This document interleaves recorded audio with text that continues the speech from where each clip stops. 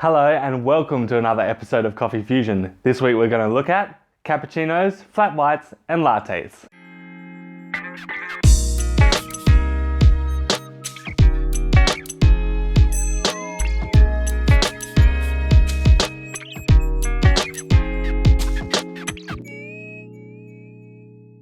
So guys, this is one of those age-old questions. How do you make a flat white, a latte or a cappuccino? And I get it all the time in comments, but I've never really done a video specifically for it. So I thought rather than answering it every time, I'd create a video. Now starting off guys, these are all milk-based espresso drinks and they're all made standard with one shot and then topped up with milk in a regular sized cup or glass. And so really there isn't going to be much difference in taste, except for perhaps if you serve your lattes in a glass and they're a different size volume to the cups that you serve your flat whites and cappuccinos in. Obviously those two vessels, whichever one is smaller is going to taste a little bit stronger because there'll be less milk compared to the shot of coffee, and the bigger one's going to taste a little bit weaker. But there are slight differences in the coffee, so let's have a bit of a look and break it down. First off we have the flat white, and for a flat white traditionally you just want about 1/2 centimetre of froth on the top, and it's not really frothy milk, it's more about just sealing in the crema on the top of your flat white so you get that nice taste when you take your first sip. It also presents a lot nicer. Now the good rule of thumb here, when you're texturing your milk, if you add about 1/2 centimetre to 1 centimetre of air in the jug, you should be able to pour that to be 1/2 centimetre in the cup.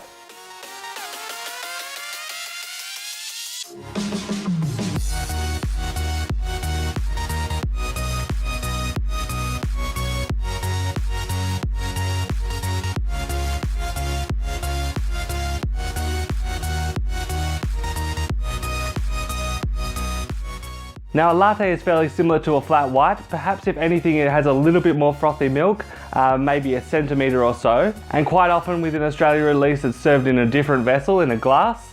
But if the only difference is the cup or the glass that it's served in, then there isn't much difference in terms of taste. But if anything, when you're texturing the milk for a latte, you want to make sure there's at least 1 centimetre of textured milk in that jug, so that when you pour it, there is about 1 centimetre on top, and it's a bit more of a creamy kind of mouthfeel with that extra textured milk.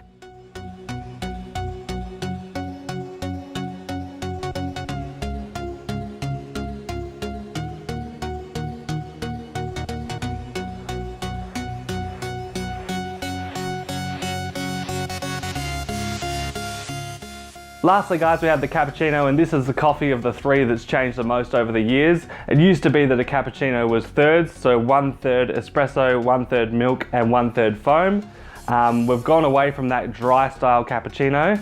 If you have over frothy milk, then it's kind of meringue on top, and when you go to pour it, it kind of separates and you're not drinking this one silky beverage, you're drinking kind of froth and milk underneath. So whilst the old cappuccino did have this mountain of froth on top, these days we kind of stick to about 1.5 centimetres, and if anything in the specialty coffee industry it's shrinking more and more. Now in Australia we serve our cappuccinos with chocolate on top of the froth, so if you want to pour some latte art you can dust that chocolate into the shot itself before you start pouring.